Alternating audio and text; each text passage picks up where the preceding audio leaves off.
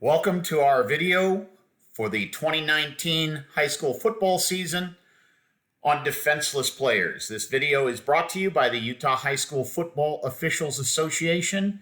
I'm Bob Milam from the Salt Lake chapter. So let's get started with today's video.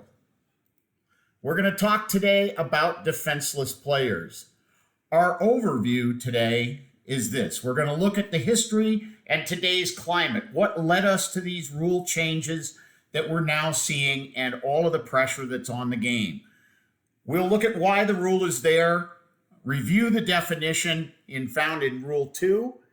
We'll talk about how to see it better and how to call it, including reviewing some video on this subject.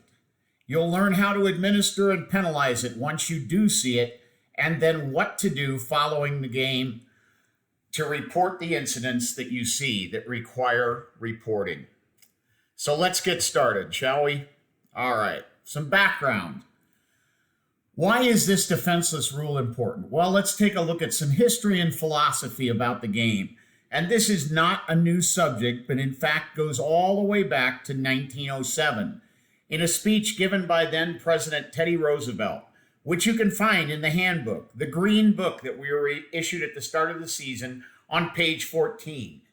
It's worth a few minutes of your time to read this article and to read this speech. In it, President Roosevelt declares that sport, and particularly high school sports, is democratic in nature. We shouldn't focus on the winners only and the champions within the sport, but instead try to widen the base of who participates. In his opinion, it was more important to actually play, albeit badly, than to watch others play well.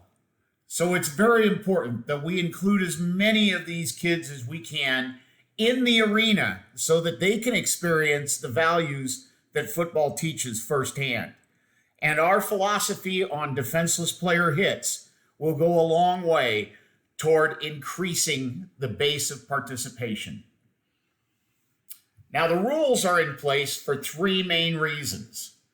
Fair play, which is the number one priority of the rules, along with risk minimization. Safety has always been a number one priority of the rules and continues to be so. And the third rule is to create a balance between offense and defense so that the true skills, effort, and commitment of the players is what determines the outcome of the games. That's why we have these rules. In today's climate, though, we're under siege. Football is being attacked as a sport because of its violent nature, and we must do all that we can to maintain the basic reasons for why these rules are in place and help grow the game. So let's look at the defenseless player rule. And let's start with the definition. So, Rule 232.16 is found on the rule book, page 36. I want you to go there and read the rule yourself. It's important that you understand all of the aspects of the defenseless player rule. This is important in addition to identifying the 8 types of players that are identified as defenseless players. So let's do that right now. Let's take a quick look inside the rule book on page 36, and we can talk about what a defenseless player actually is. So, here is the definition. A defenseless player is a player who, because of his physical position and focus of concentration, is especially vulnerable to injury.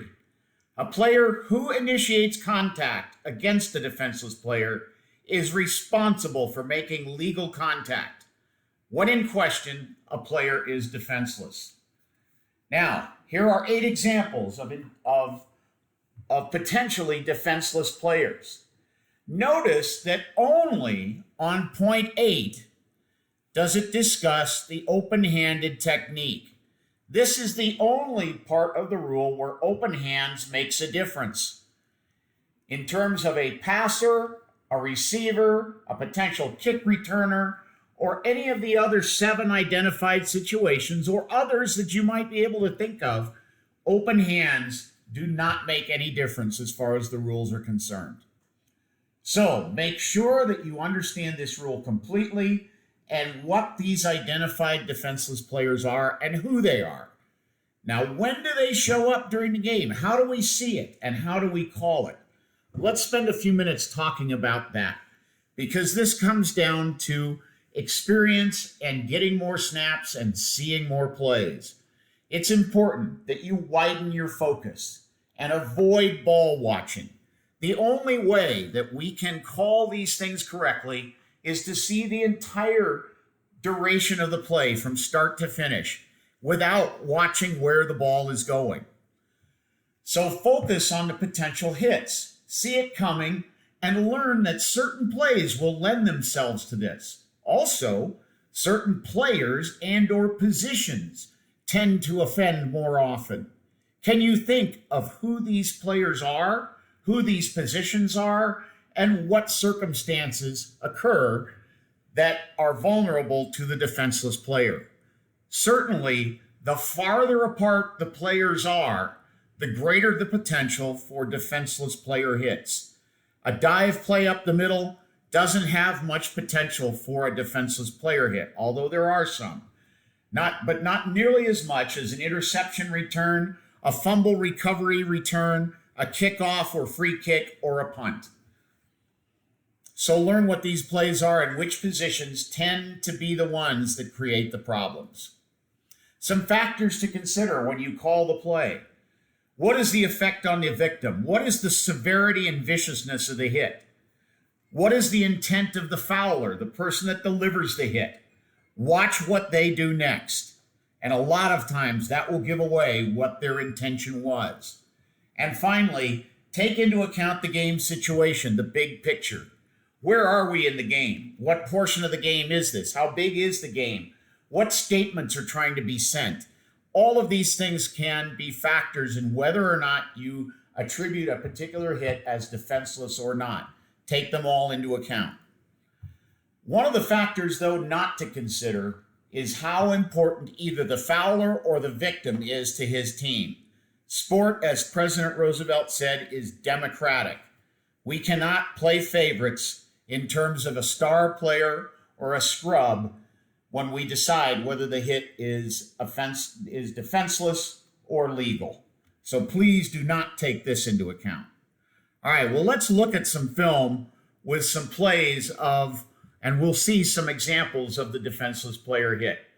This play you'll see twice. Watch the receiver as he gets leveled. This is a clear example of what we're talking about in Rule 232.16. A defenseless player who doesn't see the hit coming. The hit, which would otherwise be legal, takes the player's helmet off and leaves him vulnerable to injury.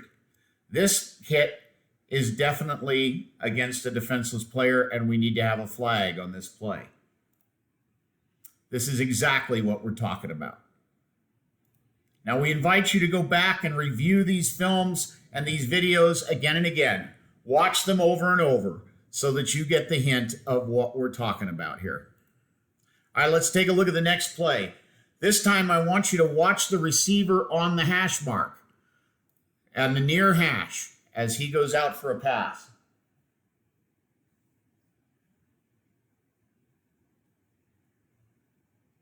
Clearly, he is in a defenseless position as the defensive back delivers this hit.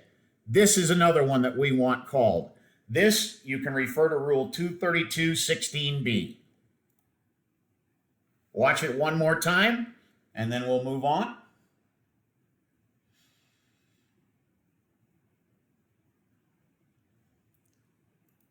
All right, the next one, for this one, I want you to watch the far slot receiver. He's standing on about the 35-yard line, and he will come across the middle, and a hit will be delivered by the middle linebacker. Now refer to 232.16h for this one.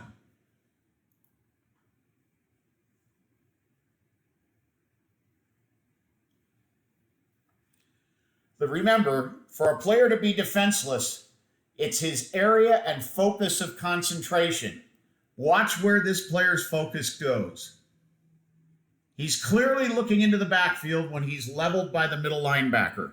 This is not a potential blocker. and would be illegal use of hands, and it can also be called a defenseless player hit. Let's watch it one more time.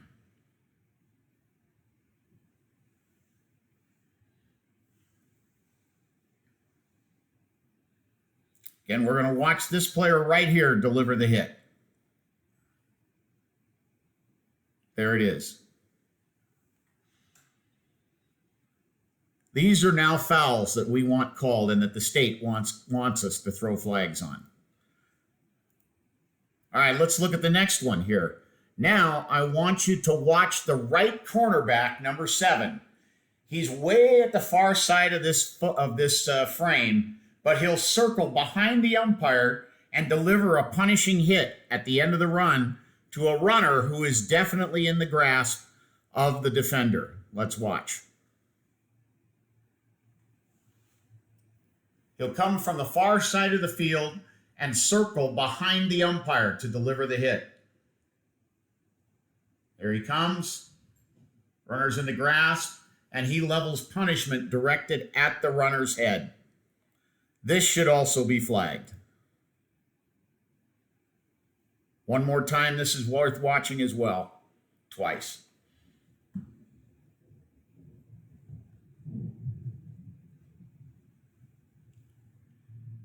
There's our hit. All right, this next one. This is a play from Facebook that we've seen on Facebook and is definitely, again, what we're talking about and what we're trying to get out of the game.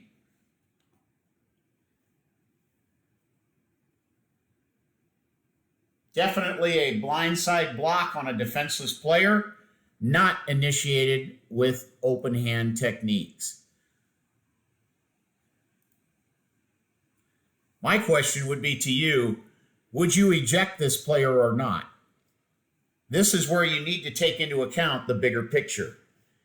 What point of the game are we in? What's the condition of the game? What has this player who delivered the hit been doing the entire game? Is this his first offense or is he a habitual offender? All right, let's take a look at this last one. How are we going to call this one? Again, refer to 232.16 in your rule book. Watch number 1. He's on about the 25-yard line near side. He'll leave the frame and then come back into the frame to deliver his hit.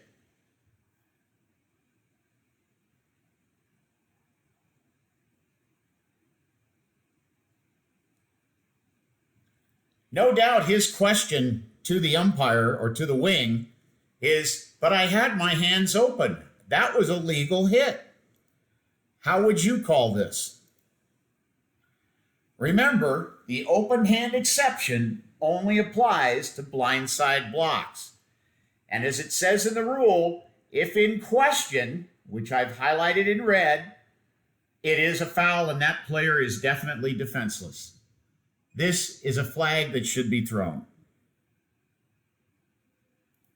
All right, let's talk about how we administer now that we know how to see it and we know what we're looking for. Discuss it as a crew if you need to. If you're not sure and you want more information, get together as a crew. The covering official in this case is in charge and leads the discussion. The R can assist in administrative choices, but the crew needs to assist by bringing information that adds to the situation.